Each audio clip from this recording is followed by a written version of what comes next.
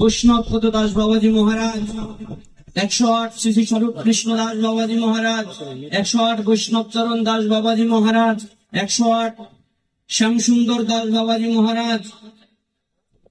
কত বাবাজিরাই তো আসে বৃন্দাবন থেকে প্রচার করবার জন্য। আচ্ছা, কখনো দেখেছেন এরা রমণী নিয়ে ঘুরে? দেখেছেন কখনো? যিনি শুদ্ধ ভগবত ভক্ত, যিনি শুদ্ধ ভাবে ভজন করেন, যিনি শুদ্ধ ভগবত ভক্ত, তিনি কখনো অবৈধ সঙ্গ করবেন না। অবৈধ সঙ্গ মানে বিবাহ বহির্ভূত সঙ্গ। পাপ কর্ম তিন ভাবে হয়: কায়িক, বাচিক এবং মানসিক। কায়িক মানে শরীরের দ্বারা, বাচিক মানে বলার দ্বারা, এবং মানসিক মানে চিন্তার দ্বারা। এই নারী সঙ্গ বা পুরুষ সঙ্গ এটাও তিন ভাবেই হয়। বলার দ্বারাও হয়, শরীরের দ্বারাও হয়, চিন্তার দ্বারাও হয়। শরীরের দ্বারা তো বোঝেনি। বলার দ্বারা কিরকম? এই যে টিচ করা, এই যে অন্যকে নিয়ে একটি খারাপ মন্তব্য করা, এটাও নারী সঙ্গ, এটাও এক প্রকার পাপের মধ্যে পড়ে। আর চিন্তার দ্বারা কিভাবে? চিন্তার দ্বারাও পাপ হয়। পরের রমণী দেখলে যদি জিহ্বায় বলে লেক লেক করে, তুমি কায়িক সঙ্গ করলে না, মুখেও কিছু বললে না, শুধু চিন্তা করলে, আহারে যদি ওই ভক্ত বা ওই স্ত্রী যদি আমার রমণী হতো, তাহলে আমার জীবনটা বোধহয় সার্থক হয়ে যেত। এই যে চিন্তা করলে, এই যে বিপরীত কিছু চিন্তা করলে, ধর্ম বহির্ভূত কিছু চিন্তা করলে, এখানেই তোমার পাপ হয়ে গেল। যিনি শুদ্ধ ভগবত ভক্তি যাজন করেন, যিনি শুদ্ধভাবে ব্রহ্মচর্য পালন করেন, তিনি চিন্তার দ্বারাও সঙ্গ করতে পারবেন না।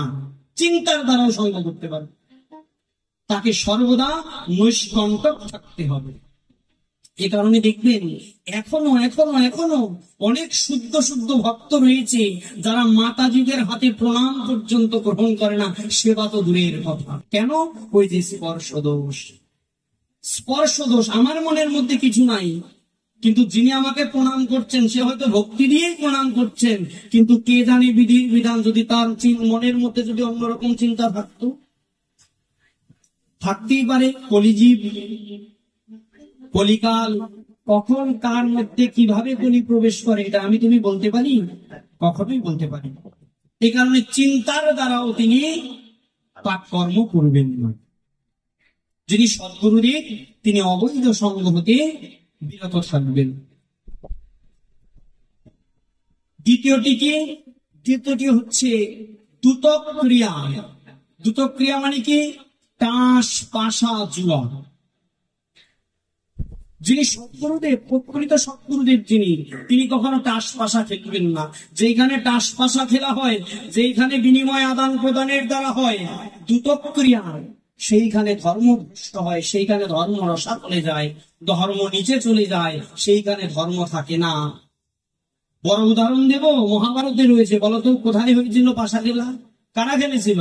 কৌরব এবং পাণ্ডবরা। যেখানে দ্রৌপদীর বস্ত্রহরণ হয়েছিল, যেই খেলাকে কেন্দ্র করে কৌরব এবং পাণ্ডবদের মধ্যে যুদ্ধ লেগেছিল। এ কারণে যিনি প্রকৃত সদ্গুরুদেব তিনি কখনো দ্যুতক ক্রিয়া করবেন না। বিনিময় আদান প্রদান, অর্থের বিনিময়ে কোনো খেলা খেলতে পারবেন না। তৃতীয় হলেন নেশা। এটা অনেক বড় বিষয়। নেশা থেকে দূরে থাকতে হবে। নেশাটি কি? যিনি সদ্গুরুদেব তিনি কখনো গাঁজা গ্রহণ করবেন না, এটা বৈষ্ণব সিদ্ধান্ত। তিনি কোন প্রকারের কোন নেশার দ্বারা আসক্ত হবেন না। তিনি বিড়ি খেতে পারবেন না, সিগারেট খেতে পারবেন না, তিনি গঞ্জিকা সেবন করতে পারবেন না, তিনি মদ খেতে পারবেন না। যেখানে মদ খায় সেখানে আমার ধর্ম থাকে নাকি?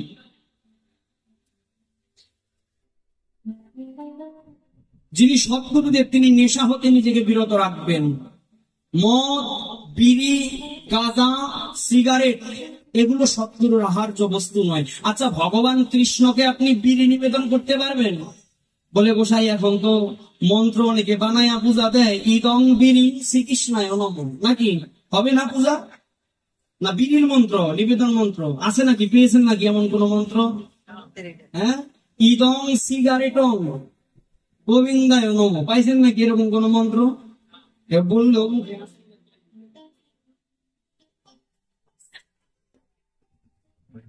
এরকম মন্ত্র পেয়েছেন আপনারা? তাহলে বিড়ি সিগারেট এগুলো ভগবানকে নিবেদন করা যায় না। যিনি সদ্গুরুদেব তিনি ভগবানকে নিবেদন করে কৃষ্ণ প্রসাদ গ্রহণ করেন। বিড়ি সিগারেট যেহেতু ভগবানকে নিবেদন করা যায় না, তার মানে বিড়ি সিগারেট খাওয়া যাবে না।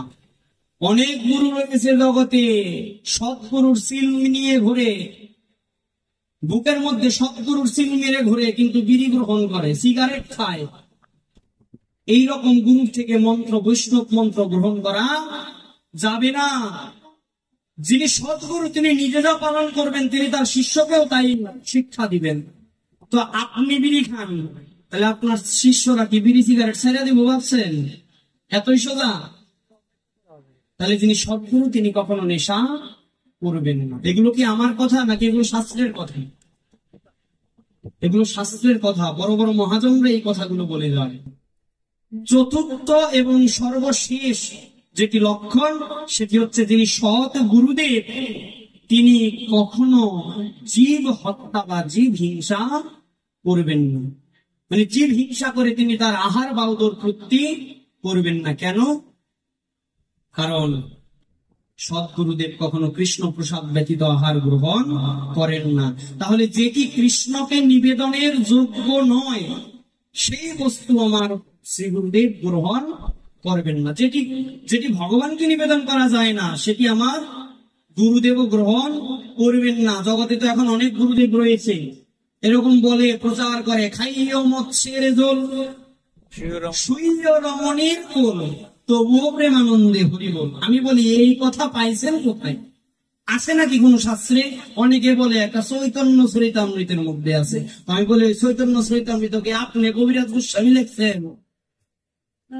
চৈতন্য চরিতামৃতের কোন জায়গায় কোন স্থানে আদি লীলা, মধ্যলীলা, অন্তলীলা এই তিন লীলার কোন স্থানে যদি দেখাইতে পারেন, আমি ভাগবত কথা ছেড়ে দিব। জান, আমি চ্যালেঞ্জ দিলাম বেশাসনে বসে, খাইও মৎস্যের জল শুইয় রমণীর কোল প্রেমানন্দে হরিব, এই কথার প্রমাণ। আবার অনেকে বলে, গোসাই আপনি তো সৎগুরুর ব্যাখ্যা দিলেন, এখন কি করবো, গুরু তো ধরিয়া লাইছি, কয় গুরু যদি করে ব্যবসায় গমন তবু গুরু পাবন। এটার কোন যুক্তি আছে? কোন যুক্তি দেখাইতে পারবেন?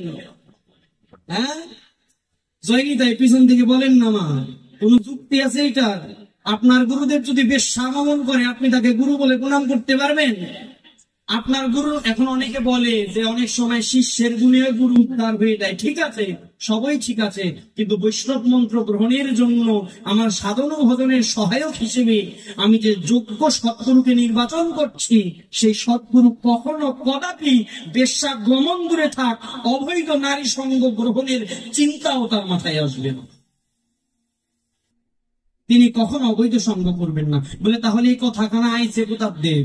বছর বছর ধরে যে বলি, হ্যাঁ, গুরু যদি করে ব্যবসায় গমন তবু গুরু পতিত পাবন, এই কথাটা মিথ্যা হইলে তো আর মানুষে বলতো না।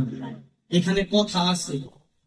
রামকৃষ্ণ পরমহংসদেব পূজ্যপাত রামকৃষ্ণ পরমহংসদেবকে পরীক্ষা করবার জন্য রানী রাসমণির জামাতা মথুরানাথ তিনি পাঠিয়েছিলেন বেশ্যালয়ে। কাকে? রামকৃষ্ণ পরমহংসদেবকে। রামকৃষ্ণ পরমহংসদেব তিনি বেশ্যালয়ে গিয়েছেন। বেশ্যালয়ে গিয়ে কি করেছেন জানেন? ওই পতিতালয়ে থাকা যত পতিতা রয়েছে, সেই পতিতাদেরকে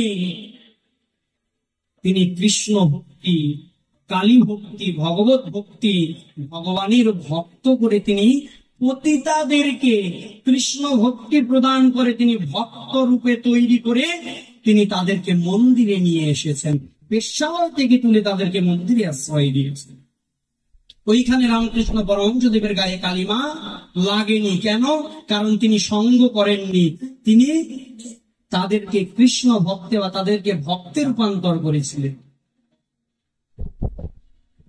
এই কারণে বলেছিল যে আমার গুরু যদিও করে ব্যবসায় গমন তবু আমার গুরু পতিত পাবন। কিন্তু আমি বলি, আমিও রামকৃষ্ণ পরমহংসদেব না, আপনিও রামকৃষ্ণ পরমহংসদেব না। তারা অনেক বড় সাধু, অনেক বড় মহাত্মা। তারা তাদের দিব্য সঙ্গের দ্বারা অনেকের মধ্যে পরিবর্তন ঘটাতে পারে। কিন্তু আমি আর আপনি যদি পাশাপাশি বসি, কৃষ্ণ কথা দূরে যাইব বলাইয়া আগে কোন গোসাই কালকে কি দিয়া খাইছেন, কি যে কোন গোসাই পথটা একটু ভালো হয়নি। তখন কিন্তু জাগতিক কথা চলে আসবে, ভক্ত কথা আর থাকবে না, ভগবানের কথা আর থাকবে না। কেন? কারণ আপনার মধ্যেও কাম রয়েছে, আমার মধ্যেও কাম রয়েছে। আমিও এখনো বাসনাকে নিবৃত করতে পারিনি, আপনিও বাসনাকে নিবৃত করতে পারেননি। দুই কামক ব্যক্তি যখন পাশাপাশি থাকেন তখন তাদের মধ্যে কাম নিয়েই চর্চা হয়।